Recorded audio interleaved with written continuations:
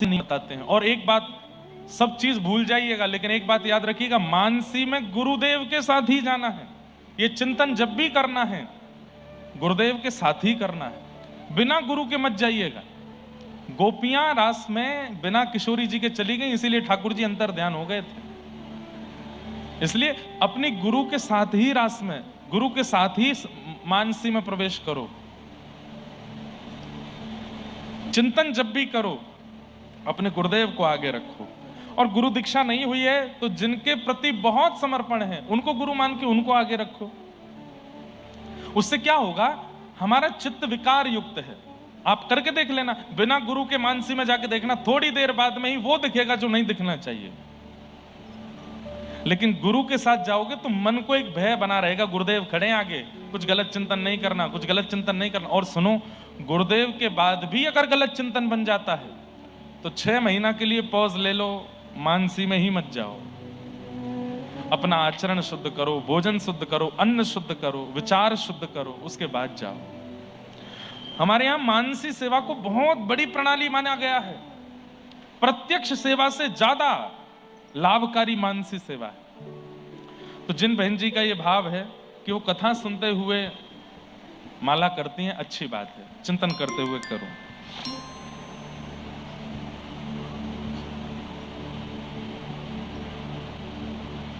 वही प्रश्न है मेरा आपसे, ये प्रश्न है कि महाराज जी, जैसे मेरे पिताजी गलत भोजन रसोई में बनाते हैं तो मैं मेरे लाला के लिए बर्तन दूसरा रखी हूं, इसी रसोई से उनको 4-5 दिन के बाद भोग बना के उनको भोग लगाती थी। मेरे गुरुदेव ने कहा कि जिस रसोई में मांस बना हो उस रसोई में से भोग लाला को नहीं लगाना। बिल्कुल ठीक बात है, नहीं लगाना। क्या करें, वो ठाकुर जी को फलाहारी रखो, फल ही खिलाओ बस। अगर रसोई शुद्ध नहीं है तो केवल ठाकुर जी को फल और दूध, इन पे ही रखो। आप बोलेंगे आपको कष्ट हो रहा है, उससे ज्यादा कष्ट तब होगा जब उस रसोई से भोग बन के आएगा। ठाकुर जी को बिल्कुल इससे बढ़िया फल पवा दो। और श्रीमद वल्लभाचार्य जी महाराज ने अपने शिष्य को एक बहुत बढ़िया उपाय बताया था, वो हम आपको बता देते हैं। क्या?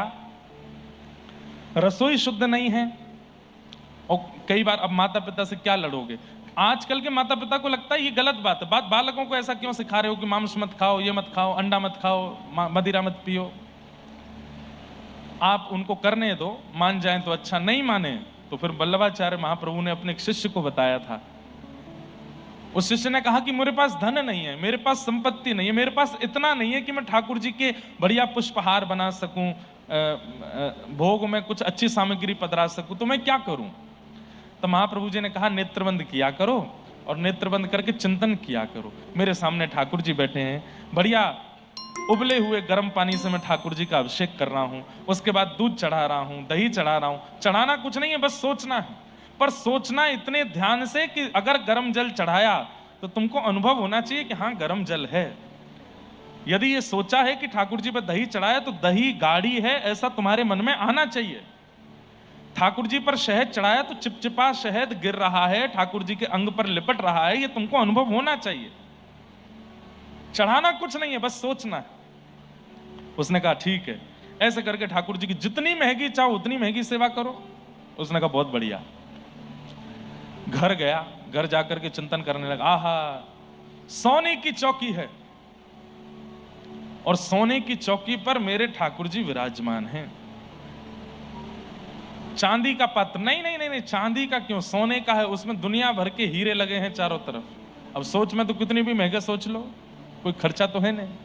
बीच में मेरे ठाकुर जी बैठे हैं, सोने में मढ़ा हुआ शंख है, उसमें बढ़िया ताता जल, थोड़ा उष्ण जल मैंने ठाकुर जी के ऊपर डाला है। अब मैंने दूध पधराया है, अब मैंने पंचामृत पधराया है। अब ठाकुर जी को बढ़िया मैंने अपने हाथों से थोड़ा थोड़ा स्नान करा दिया, मार्जन किया है। गाल चमक गए मेरे लाला के, आहा देखो कितने बढ़िया मुस्कुरा रहे हैं ठाकुर जी। अब बढ़िया स्नान करा करके पोंछ पांछ करके बढ़िया पोशाक पहनाई, महंगी वाली पोशाक, जड़ाऊदार है, हीरे नग आदि सब लगे हैं। ठाकुर जी को मुकुट पहनाया, महंगा वाला इत्र लगाया, पूरा देखो आंगन महक उठा है। सेवा कुछ कर नहीं रहा है, बस सोच रहा है। अब ठाकुर जी तैयार हो गए, चलो दूध भोग लगे। दूध भोग ठाकुर जी के सामने रखा है। 1 चम्मच मिश्री डाल दी, दूसरी चम्मच मिश्री डाल दी, 1 चम्मच और मिश्री डाली, मिला रहा, अरे दूध ज्यादा मीठा हो गया है, 1 चम्मच मिश्री निकाल देता हूं। जैसे ही निकालने लगा तो प्रत्यक्ष ठाकुर जी प्रकट हो गए, उसका हाथ पकड़ लिए। उसने आंख खोल करके देखा, जय जय जय जय, आप आगे। बोले मैं ये कह रहा हूं कि तेरे असली की मिश्री लग रही है जो तू निकाल रहा है। अरे 3 चम्मच डाल दी, डाल ले दे, तेरा कुछ लग थोड़ी रहा है, क्यों निकाल रहा उसमें से। दौड़ करके अपने गुरुदेव के पास गया और जाकर के बोला, बोले जय जय, ठाकुर जी प्रकट हो गए। और प्रकट होकर के बोले असली की मिश्री लग रही है जो निकाल रहा है।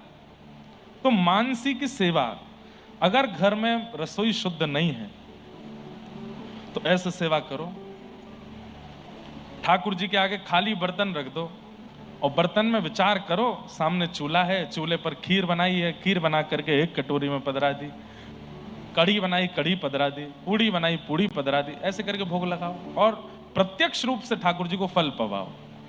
यही एक उपाय है और कोई नहीं।